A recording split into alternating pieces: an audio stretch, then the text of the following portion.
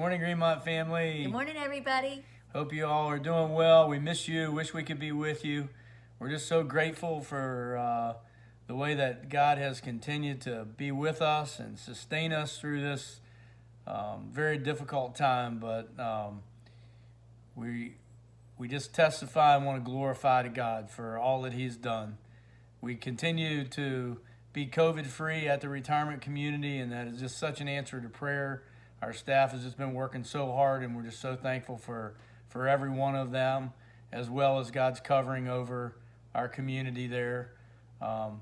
Even though it does make life a little bit more difficult for us and keeps us away from some of the things we like to do, but again, we just thank God for sustaining us through it all, and we'll continue to glorify Him for that. I thought I'd read something that I read this morning in my quiet time, and it's very appropriate for what we're going through right now. Hebrews 12:1. Therefore, since we are surrounded by such a great cloud of witnesses, let us throw off everything that hinders and the sin that so easily entangles, and let us run with perseverance the race marked out for us. Let us fix our eyes on Jesus, the author and perfecter of our faith, who for the joy set before him endured the cross, scorning its shame, and sat down at the right hand of the throne of God. And I just wanted to share that because in the sideline of the Bible that I'm reading, which is my dad's Bible, he passed away last year, and I've been reading through the Bible using his Bible, which has been really precious.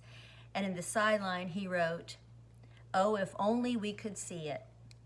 And I was thinking about that this morning. If only we could see the great cloud of witnesses cheering us on to run the race with perseverance. And the other part of that is fixing our eyes on Jesus. And during this time, it's very easy, like Peter walking on the water, to fix our eyes on the waves and the wind, and then we sink. But our goal is to fix our eyes on Jesus. And if we do that, we will draw closer to Him and stay buoyed and protected. And that's our goal, is to keep our eyes on Jesus. So I pray that for all of us. We miss you. We love you.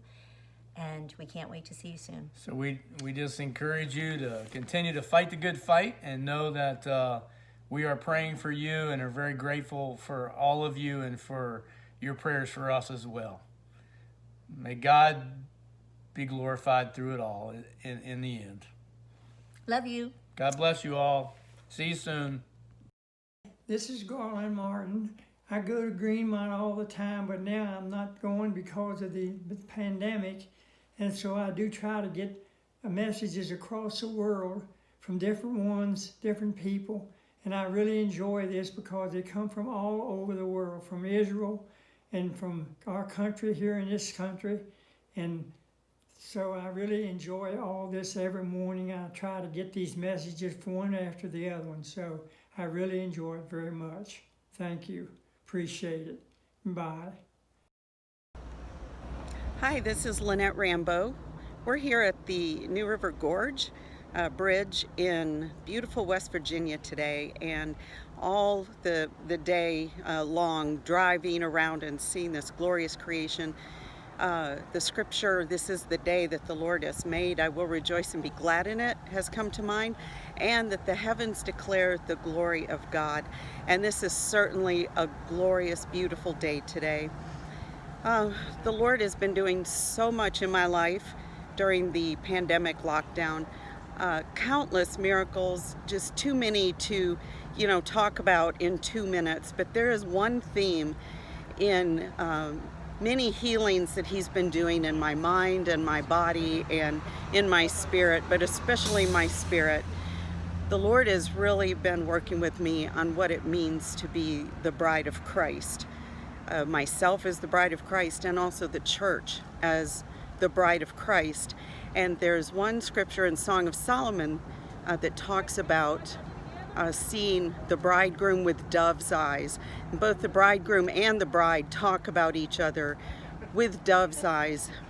Doves have a singular focus, the way their heads and their eyes are made, and so that means they can only basically look straight ahead.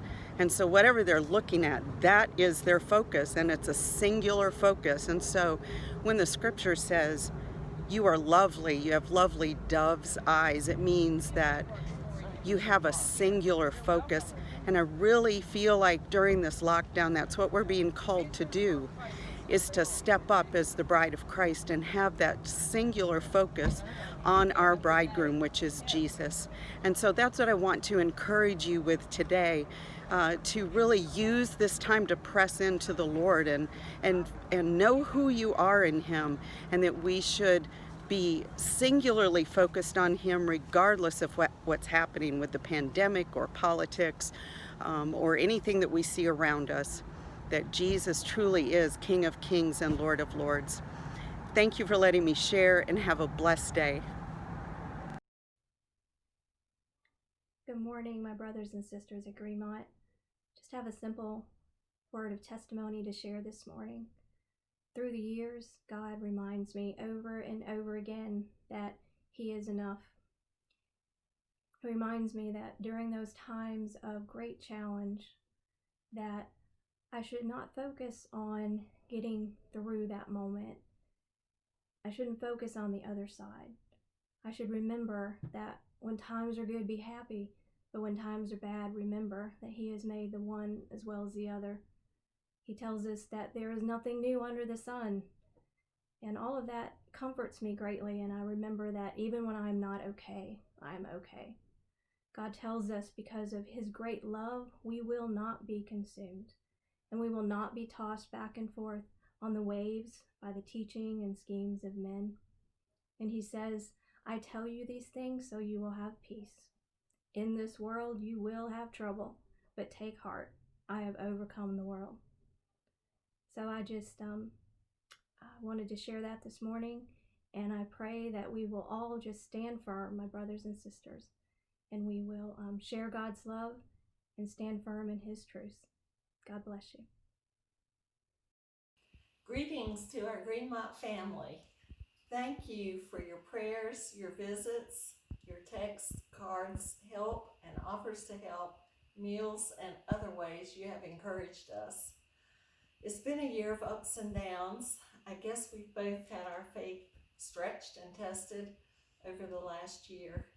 At times it seems like God has turned His face away, but having learned from past experiences that God is a God who keeps His promises to be a gentle shepherd and a strong fortress, we can count on that.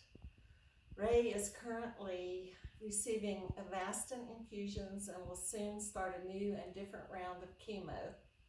We want your prayers for the second round of chemo, that it will be effective and the side effects will be minimal.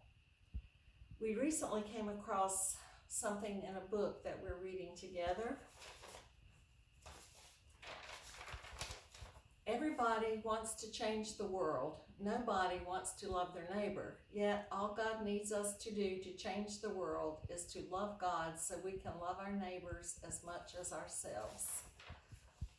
Obviously, the author is making generalizations, and he doesn't live here.